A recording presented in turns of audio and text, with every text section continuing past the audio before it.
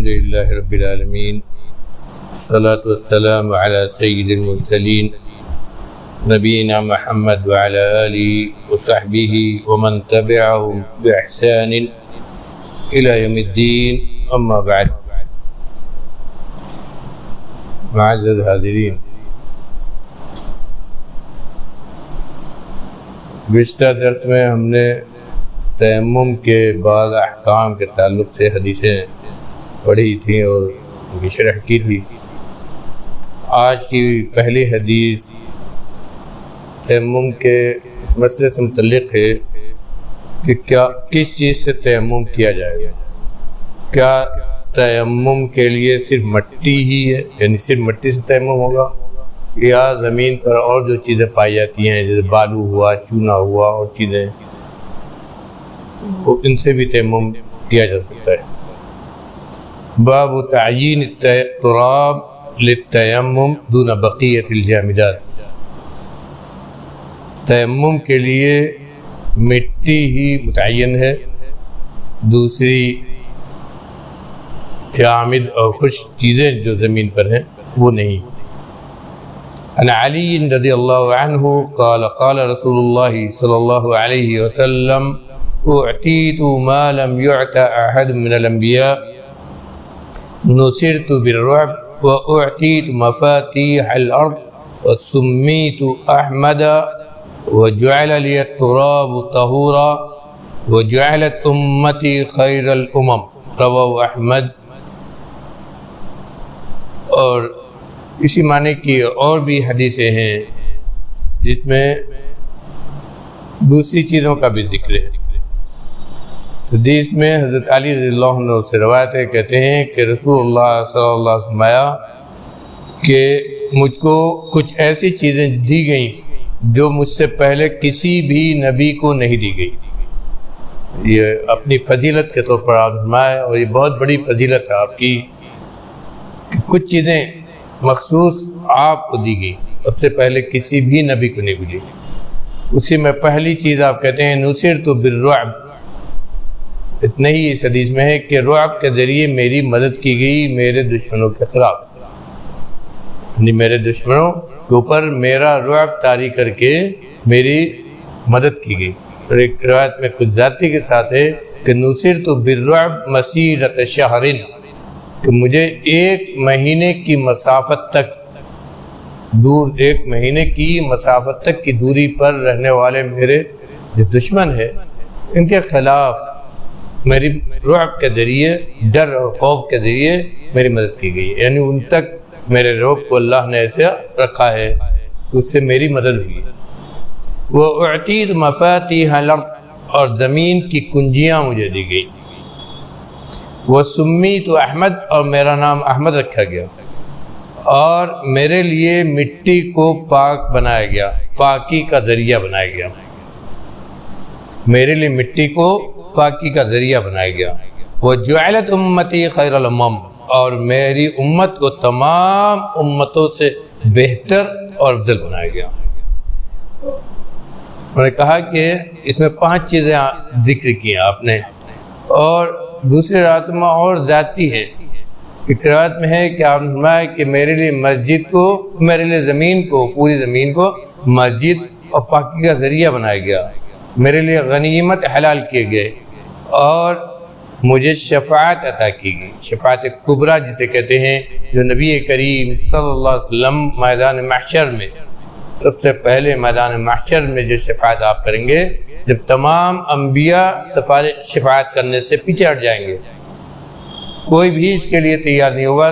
آخر میں سب کہیں گے کہ جاؤ محمد کے پاس، اور آپ لوگ آئیں گے نبی کریم صلی اللہ علیہ وسلم کے پاس، اور آپ جائیں گے عرش کے نیچے، سجدہ ریز ہوں گے، اور اس کے بعد آپ سے کہا جائے گا کہ محمد صلی اللہ علیہ وسلم آپ اٹھیے، شفاعت کیجئے، آپ کی شفاعت قبول کی جائے گی. اسے شفاعت عظمیٰ کہتے ہیں، سب سے بڑی شفاعت کہتے ہیں جو صرف آپ کے لیے. اسی کو آپ نے کہا کہ مجھے شفاعت دی گئی جو میرے لیے مخصوص ہے، اور مجھ کو تمام انسانوں کے لیے مبعوث کیا گیا. مجھ سے پہلے جتنے انبیاء اور رسول بھیجے جاتے تھے وہ صرف اپنے علاقے کے لیے، اپنی بستی کے لیے ہوتے تھے، لیکن مجھے جو نبی بنایا گیا میری بعثت پوری انسانیت کے لیے ہے، اور حقیقت میں دنیا کے آخر تک کے لیے ہے، قیامت تک کے لیے۔ آپ کے بعد کوئی نبی آنے والا نہیں ہے، آپ کی شریعت سب سے آخری شریعت ہے، اللہ نے جو دین دیا ہے یہ آخری دین ہے، اس کے بعد کچھ آنے والا نہیں ہے۔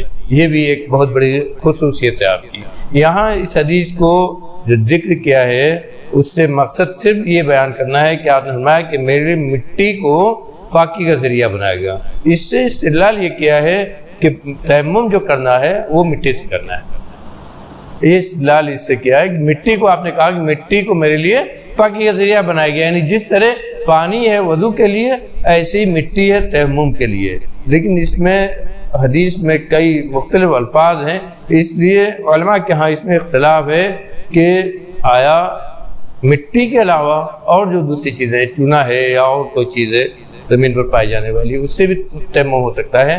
تو زیادہ تر علماء یہی کہتے ہیں کہ صرف مٹی سے، لیکن حدیث کا جو لفظ ہے بعض حدیثوں میں اس سے معلوم ہوتا ہے کہ عام زمین پر جو چیز پائی جاتی ہے اس سے بھی کیا جاتا ہے، اور دونوں میں علامہ شوکانی وغیرہ نے یہ جمع کیا ہے کہ افضل یہی ہے کہ آدمی مٹی سے ہی تیمم کرے۔ اگر مٹی ملے تو مٹی کے علاوہ کسی اور چیز سے تیمم نہ کرے، مٹی ہی سے تیمم کرے۔ لیکن اگر مٹی نہیں ملتی ہے تو مٹی کے علاوہ جو ملے، بالو ہے خاص طور پر ریگستانی علاقے میں آدمی ہے، بالو ہے تو بالو سے بھی تیمم کر سکتا ہے۔ اور اس کی ایک بہت بڑی دلیل یہ دیتے ہیں لوگ کہ نبی کریم صلی اللہ علیہ وسلم نے جن علاقوں میں آپ گئے اور جہاد کیا، سفر کیا، وہ زیادہ تر علاقے ریگستانی تھے۔ تبوک بھی گئے اور بھی علاقے میں گئے تو زیادہ تر علاقے عرب کے اور ریگستانی تھے، وہاں بالو زیادہ تھا۔ اور کئی موقع آیا کہ آپ نے تیمم بھی کیا یا صحابہ کرام نے بھی تیمم کیا، تو ضروری نہیں کہ مٹی ملی ہو، بالو کا علاقہ ہے، بالو ملا ہوگا ریگستانی علاقے میں تو اس سے بھی انہوں نے کیا ہوگا۔ اس لیے جو ہے اگر نہ ملے مٹی تو بالو سے بھی آدمی تیمم کر سکتا ہے۔ یہ جو آگے حدیث ہے اس سے بھی لوگوں نے استدلال کیا ہے۔ عن حذیفہ رضی اللہ عنہ قال قال رسول اللہ صلی اللہ علیہ وسلم فضلنا على الناس بثلاث جعلت صفوفنا كصفوف الملائكة وجعلت الأرض كلها مسجدا وجعلت تربتها لنا طهورا إذا لم نجد الماء رواہ مسلم۔ صحیح مسلم کی حدیث ہے، حضرت حذیفہ بن یمان رضی اللہ عنہ راوی ہیں، فرماتے ہیں کہ نبی کریم صلی اللہ علیہ وسلم فرمایا کہ مجھے دوسری امتوں پر 3 چیزوں کے ذریعے فضیلت دی گئی، یعنی 3 چیزیں مجھے ایسی دی گئیں جو پچھلی امتوں کو نہیں دی گئیں، اس کے ذریعے مجھے فضیلت اور برتری دی گئی دوسری تمام امتوں پر۔ پہلی بات آپ نے کہی، دیکھیے بہت غور کرنے کی چیز ہے۔ ہم لوگ نماز پڑھتے ہیں، صف بندی کا اہتمام ہمارا کم ہوتا ہے، بہت خلل رہتا ہے۔ آپ کہتے ہیں کہ ہماری صفوں کو، یعنی نماز کی صفوں کو فرشتوں کی صفوں کی طرح بنائی گئی، یعنی یہ جس طرح فرشتے صف بندی کرتے ہیں اور اسی طرح ہمیں بھی صف بنانے کو دیا گیا۔ نماز میں ہماری صفوں کو فرشتوں کی صفوں کی طرح کیا گیا۔ اسی لیے دوسری روایت میں ہے کہ جب فرشتے صف باندھتے ہیں تو ایک سے ایک جیسے لگتا ہے چپک گئے ہیں، ایک دوسرے سے بالکل ملے ہوئے، اسی طرح ہماری بھی صف ہونا چاہیے۔ اشارہ یہ کیا کہ اسی طرح ہماری بھی صف ہونا چاہیے۔ یہ اس صف بندی کے ذریعے ہمیں فضیلت دی گئی ہے دوسرے لوگوں کے۔ اور غور کیجئے دوسرے جو جتنے ہیں، چاہے وہ نصارہ ہیں اپنی عبادت گاہ میں نماز پڑھتے ہیں، غور کیجئے کرسی پر پڑھتے ہیں، الگ الگ ہے ان کا۔ اسی طرح یہود کا بھی معاملہ ہے، اور اسی طرح تمام دوسری امتیں جتنی ہیں اور اس سے پہلے بھی جو امتیں گزری ہیں، کسی کے ہاں نماز کا، عبادت کا وہ طریقہ نہیں جو اللہ نے ہم کو دیا ہے، ایک ساتھ ایک صف میں کھڑے ہو کر ایک جیسے نماز پڑھنے کا۔ وَجُعِلَتْ لَنَا الْأَرْضُ كُلَّهَا مَسْجِدًا، اور یہ کہ پوری کی پوری زمین ہمارے لیے سجدہ گاہ یعنی مسجد بنائی گئی، جہاں کہیں ہم ہوں وہاں ہم نماز پڑھ سکتے ہیں۔ کہ ہمارے لیے ضروری نہیں کہ مسجد بنی ہوئی مسجد ہو، یہ کوئی ضروری نہیں، بلکہ جہاں ہو نماز کا وقت آیا نماز پڑھ سکتے ہیں۔ اور تیسری چیز آپ نے فرمائی کہ ہمارے لیے زمین کی مٹی کو پاکی کا ذریعہ بنایا گیا جب ہم پانی نہ پائیں، پانی نہ ملے، وضو نہ کر سکے، تو زمین کی مٹی ہمارے لیے پاکی ذریعہ، اس سے ہم تیمم کر سکتے ہیں۔ اس سے بھی لوگوں نے استدلال کیا ہے کہ مٹی یہ افضل ہے، سب سے پہلے مٹی، اور اس کے بعد کوئی چیز ملے تو اس سے کیا ہے۔ اب آئیے تیمم کا طریقہ کیا ہے، کس طرح تیمم کرے۔ پہلے وضو وغیرہ گزر چکا ہے، تیمم کا باب ہے، تو اس میں غور کیجئے کہ ایک ایک چیز کی، ہر مسئلے میں ایک ایک چھوٹے چھوٹے مسئلے کو بھی حدیث میں بیان کیا گیا۔ باب صفت تیمم، تیمم کرنے کا طریقہ کیا ہے۔ عمار بن یاسر، یہاں ایک بات اور ذکر کر دیں، بہت سارے ہمارے احباب سمجھتے ہیں کہ جب ہم تیمم کرتے ہیں تو مٹی ہمارے ہاتھ میں لگنا چاہیے، ایسا نہیں ہے۔ اگر سوکھی مٹی ہے اور اس پر آپ نے ہاتھ مار کے تیمم کیا، ہاتھ میں کچھ نہیں لگا، مٹی پر آپ کا ہاتھ رگڑا گیا، بس کافی آپ کا ہو جائے گا۔ اس لیے کہ ایک مرتبہ نبی کریم صلی اللہ علیہ وسلم، صحیح حدیث ہے، استنجا کرنے نکلے، ایک آدمی نے آپ کو سلام کیا تو آپ عام طور پر یہ پسند کرتے تھے کہ اللہ کا جب نام لے تو باوضو رہے، اس لیے فوراً آپ نے دیوار پر سے ہاتھ پھیرا اور اس کے بعد تیمم کیا، اس آدمی کا سلام کا جواب دیا۔ تو اس سے لوگوں نے استدلال کیا ہے کہ ہاتھ میں مٹی لگنا یہ کوئی ضروری نہیں، آپ کا ہاتھ پھیرنا مٹی پر یہ ضروری ہے۔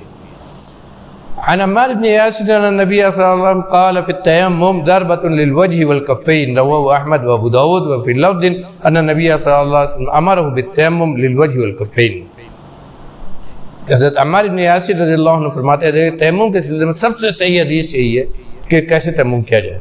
کہتے ہیں حضرت عمار بن یاسر رضی اللہ عنہ کہ نبی کریم صلی اللہ علیہ وسلم نے تیمم کے سلسلے میں مجھے حکم دیا کہ ایک مرتبہ زمین پر مارے، اور یہی چہرے کے لیے اور دونوں ہتھیلیوں کے لیے، یعنی ایک مرتبہ زمین پر ہم نے مارا، اس کے بعد اسی دوسری حدیث میں ہے کہ اس میں کہا کہ پھونکو، اور اس کے بعد دونوں ہاتھ ملا کر چہرے پر ایک بار، پورے چہرے پر ایک بار مسح کر لیا، اور اس کے بعد دونوں ہتھیلیوں پر صرف یہاں کلائی تک، دونوں ہتھیلے، جیسا کہ آگے حدیث میں آ رہا ہے، اور یہی صحیح طریقہ ہے جو صحیح حدیث میں ہے، اور یہ اس باب سب سے صحیح حدیث ہے۔ اللہ ابن عبد البر کہتے ہیں کہ اکثر الآثار المرفوع عن عمار ضربۃ واحدہ وما روی عنہ من ضربتین فکلها مضطربہ۔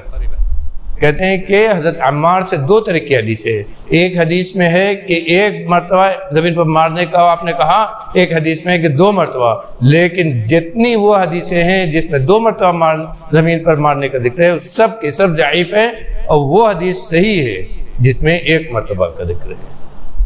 اور اسی لیے جمہور اہل علم یہ کہتے ہیں، امام حنبل، امام شافعی وغیرہ سب کا عام اہل حدیث کا مسلک ہے کہ تیمم ایک مرتبہ، یعنی ایک مرتبہ زمین پر آدمی اسے مارے اور اس کے بعد پھونکے، اور اس کے بعد وہی چہرے کے لیے، وہی ہتھیلیوں کے لیے۔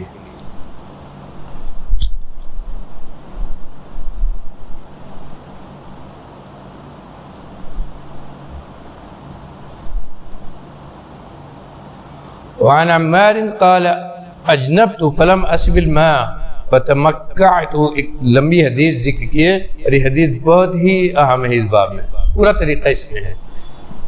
کہتے ہیں فتمعکت فی الصعید وصلیت فذکرت ذلك للنبی صلی اللہ علیہ وسلم فقال انما كان يكفيك هذا، وضرب النبي صلی اللہ علیہ وسلم بكفيه الارض ونفخ فيهما ثم مسح بهما وجهه وكفيه، وفي لفظ انما كان يكفيك ان تضرب بكفيك في التراب ثم تنفخ فيهما ثم تمسح بهما وجهك وكفيك الى الرسغين۔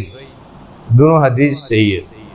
حضرت عمار بن یاسر کہتے ہیں کہ ایک مرتبہ مجھے جنابت لاحق ہو گئی، جنبی ہو گیا، اور پانی نہیں تھا، سفر میں تھے، دوسری حدیث میں ہے بخاری کی، سفر میں تھے، پانی نہیں تھا، اب احتلام ہو گیا تو کیا کریں، کیسے پاک ہوں؟ تو کہتے ہیں مسئلہ معلوم نہیں، یہ معلوم تھا کہ مٹی سے صفائی ہوتی ہے، لیکن جنبی کیا کرے، تیمم کر کے پاکی مل جائے گی، معلوم نہیں تھا۔ تو کہتے ہیں کہ زمین میں لوٹ پوٹ ہو گیا، تیمم نہیں معلوم تھا کہ تیمم سے ہو جائے گا، تو کہا میں نے اپنا قیاس کیا، غور کیا، اور زمین میں مٹی میں میں لوٹ پوٹ ہو گیا، اور اس کے بعد میں نے نماز پڑھی۔